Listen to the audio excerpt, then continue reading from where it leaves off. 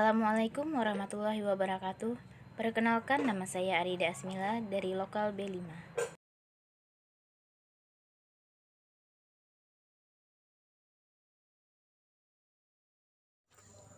Yang pertama, hukum waris. Hukum waris menurut KUHP, hukum waris adalah yang mengatur mengenai apa yang harus terjadi terhadap harta kekayaan seseorang yang meninggal dunia. Hukum waris pada hakikatnya mengatur mengenai tata cara peralihan harta kekayaan dari seseorang yang meninggal dunia atau pewaris kepada ahli warisnya. Pewaris sebagai pemilik harta adalah mempunyai hak mutlak untuk mengatur apa saja yang dikehendaki atas hartanya.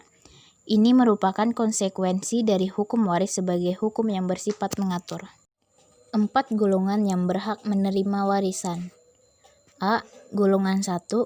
Dalam golongan ini, suami atau istri dan atau anak keturunan pewaris yang berhak menerima warisan. B. Golongan 2. Golongan ini adalah mereka yang mendapatkan warisan bila pewaris belum mempunyai suami atau istri dan anak. Dengan demikian, yang berhak adalah kedua orang tua, saudara, dan atau keturunan saudara pewaris. C. Golongan 3. Dalam golongan ini, pewaris tidak mempunyai saudara kandung sehingga yang mendapatkan waris adalah keluarga dalam garis lurus ke atas, baik dari garis ibu maupun ayah. D. Golongan 4. Pada golongan ini yang berhak menerima warisan adalah keluarga sedarah dalam garis atas yang masih hidup. Faktor penyebab terjadinya seorang ahli waris tidak mendapatkan warisan. Yang pertama, mereka yang telah dihukum karena dipersalahkan telah membunuh atau mencoba membunuh si pewaris.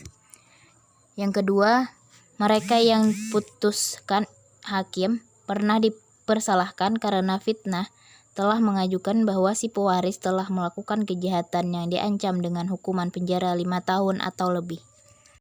3. Mereka yang dengan kekerasan atau perbuatan telah mencegah si pewaris untuk membuat surat wasiat. Yang keempat, mereka yang telah menggelapkan, merusak, atau memalsukan surat wasiat dari si pewaris. Yang kelima, ketentuan dalam pasal 839 KUH Perdata mewajibkan seorang ahli waris yang tidak patuh itu untuk mengembalikan apa yang telah ia ambil dari barang-barang warisan semenjak warisan jatuh terulang. Yang kedua, badan hukum. Badan atau perkumpulan yang demikian itu dinamakan badan hukum, yang berarti orang yang diciptakan oleh hukum. Ciri-ciri badan hukum. 1. Memiliki kekayaan sendiri yang terpisah dari kekayaan orang-orang yang menjalankan kegiatan dari badan-badan hukum tersebut. Yang kedua, memiliki hak-hak dan kewajiban-kewajiban yang terpisah menjalankan kegiatan badan hukum. 3. Memiliki tujuan tertentu. 4. Berkesinambungan atau memiliki kontinuitas, dalam arti keberadaannya tidak terikat pada orang-orang tertentu, karena hak-hak dan kewajiban-kewajibannya tetap ada meskipun orang yang menjalankannya berganti. Bentuk-bentuk badan hukum. Yang pertama, perhimpunan. Yang kedua, persekutuan orang. Yang ketiga, organisasi. Jenis-jenis badan hukum. Pada dasarnya, badan hukum ini terbagi menjadi 2 jenis, yaitu yang pertama, badan hukum publik. Badan hukum publik adalah badan hukum yang didirikan oleh negara untuk kepentingan publik atau negara. Yang kedua, badan hukum privat. Badan hukum privat atau badan hukum keperdataan adalah badan hukum yang didirikan untuk kepentingan individu. Yang ketiga, hukum perkawinan. Menurut hukum perdata. A. Pengertian hukum perkawinan. Perkawinan dalam hukum perdata adalah perkawinan perdata. Maksudnya, perkawinan hanya merupakan ikatan lahiriah antara pria dan wanita. Unsur agama tidak dilihat. Pasal 1. Undang-Undang Nomor 1 Tahun 1974 menyebutkan bahwa perkawinan adalah ikatan lahir batin antara pria dan wanita dengan tujuan membentuk keluarga yang bahagia dan kekal berdasarkan ketuhanan yang Maha Esa. Artinya, perkawinan bukan hanya ikatan lahiriah saja, tapi juga ikatan batiniah, di mana ikatan itu dilandasi pada kepercayaan calon suami istri. B. Tujuan perkawinan. Tujuan perkawinan pada pasal 1 Undang-Undang Nomor 1 Tahun 1974 adalah membentuk keluarga yang bahagia dan kekal. Untuk itu, suami istri perlu saling membantu dan melengkapi agar masing-masing dapat mengembangkan kepribadiannya, membantu dan mencapai kesejahteraan spiritual dan material. C. Asas-asas hukum perkawinan.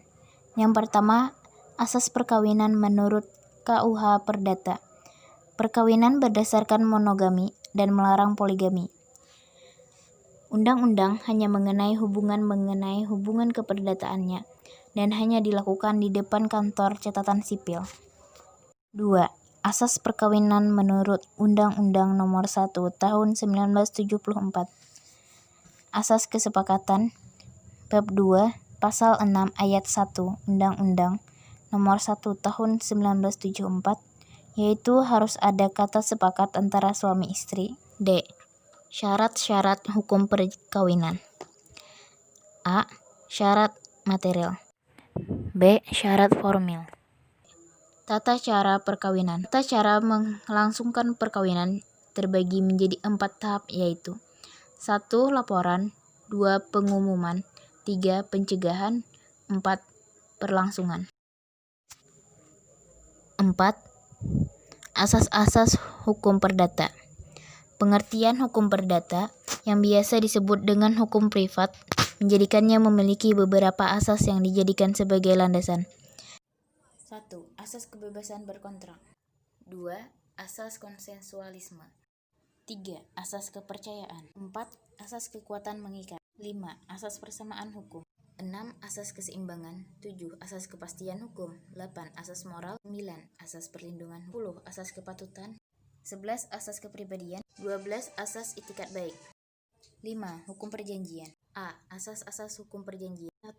Asas konsensualisme. 2. Asas kebebasan berkontrak.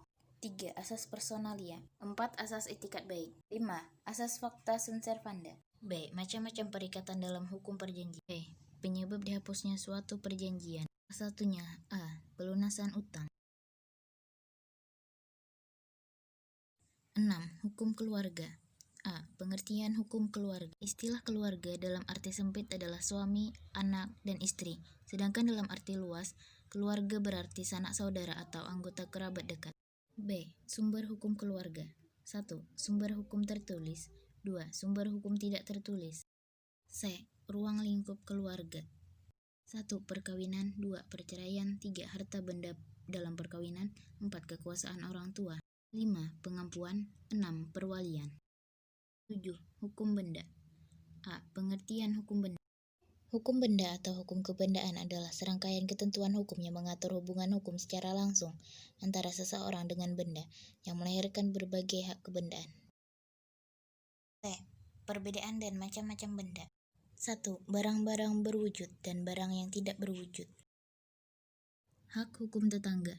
Hukum tetangga adalah hukum yang mengatur hak dan kewajiban orang yang hidup bertetangga dalam suatu ruang lingkup masyarakat. Hak milik seseorang atas suatu kebendaan berkaitan erat dengan kehidupan bertetangga. 8. Hak atas kekayaan intelektual atau haki. A. Pengertian.